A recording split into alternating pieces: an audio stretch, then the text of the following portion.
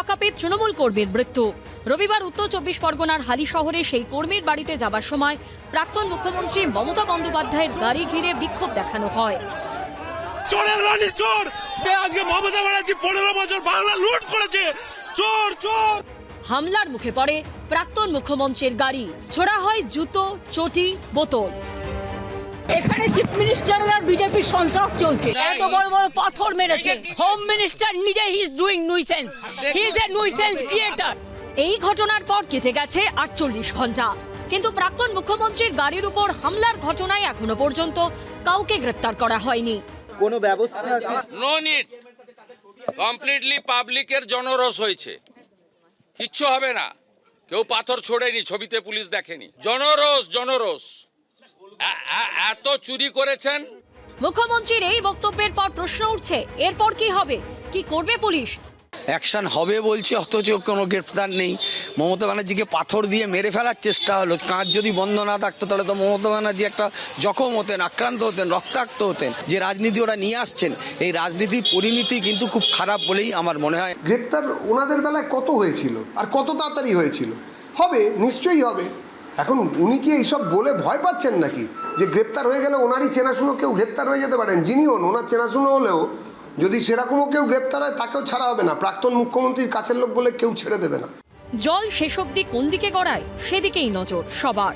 সমীরণ পাল, দীপক ঘোষ ও ব্রতদীপ ভট্টাচার্যের report, ABP আনন্দ। কারুর অভিযোগ তালিকায় নাম থাকার পরেও মেলেনি আবাসের বাড়ি। কেউ বলছেন বিগত 15 বছরে পাননি কোনো সরকারি সুযোগ সুবিধে। পালাবদলের পর 2 জেলায় আবাস প্রকল্পে তৃণমূল জমানায় দুর্নীতির অভিযোগ উঠল। কল্যাণপুর পঞ্চায়েতের কর্মীদের লক্ষ্য করে ছোড়া হলো ডিম, উঠল চোর স্লোগান। আমাদের ওখানে একটাও আমরা ঘর কোনো সুযোগ সুবিধা আমরা 15 বছর আগে থেকেও পাইনি, আর এই 15 বছরও পাই না। আমরা কোনো কিছু পাইনি, কোনো কিছু পাচ্ছি না। কেন আমরা, কেন নেই আমাদের ঘরের নাম?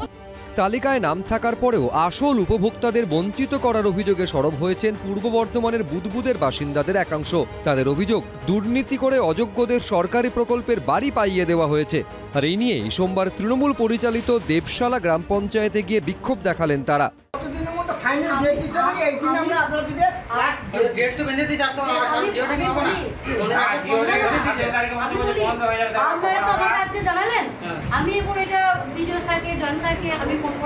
আমার এই বাড়ি কাঁচা মাটির বাড়ি সার্ভে করতে এলো, ওরা সার্ভে করতে এসে বললো যে তোমার বাড়ি হয়ে গেছে, তুমি আর পাবে না। আমার বাড়ি হয়নি। আমাদের নামে লোক পেয়ে গেছে। বিক্ষোভ রাজনৈতিক তরজা হলো। এবার যোগ্যদের মাথার উপরে আশ্রয় কবে হয় সেটাই দেখার। মনোজ বন্দ্যোপাধ্যায়, রঞ্জিত হালদার, এবিপি আনন্দ। এবিপি আনন্দ, এগিয়ে থাকে, এগিয়ে রাখে।